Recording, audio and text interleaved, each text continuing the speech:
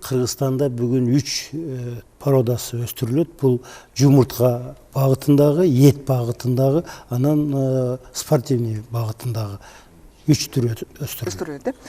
Эми ушул тоокторду жакшы өстүрүп алыш үчүн биринчи, мисалы үчүн 10 тоок болобу, же 100 тоокпу, 1000 тоокпу, биринчи кезекте эмнелерге көңүл буруш керек? Шарт түзүш керек. Жанагы тоокту кармай турган жайды даярдаш керек.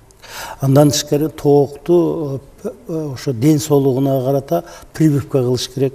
Андан тышкары тоокко тоют бериш керек.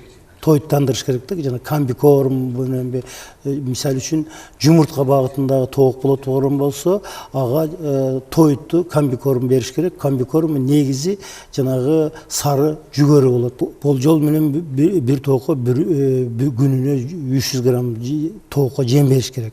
Тоок мына азыркы чилде маалында 18 градус помещениеде температура болсо, ошондо гана жумуртка берет. 2 градустан 20 градуска чейин температура. Таза суу бериш керек. Андан тышкары ар 3 айда тоок кармаган помещениени жанагы 0,9% известь менен, ак таш менен бүт полун дезинфекция кылып туруш керек. Бул тоок ошондо гана үзгүлтүксүз күнүнө мына сапаттуу, жакшы жумуртка берет.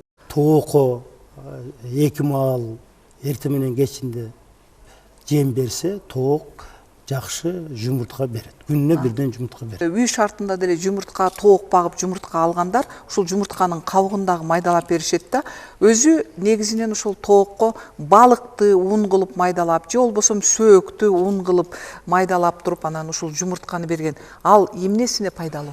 Бул ошол тооктун күнүнө жумуртка беришине, анан кийин ошол жумуртканын сапатына пайдалуу болот.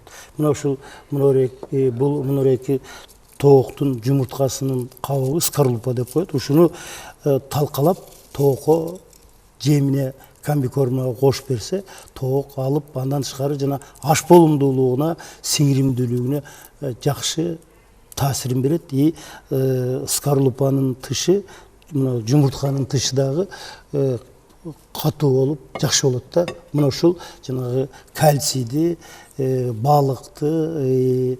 балыктын майын, сөөктүн унун кошкондо тоок жумуртка берүүсү жакшы болот да. Рахмат.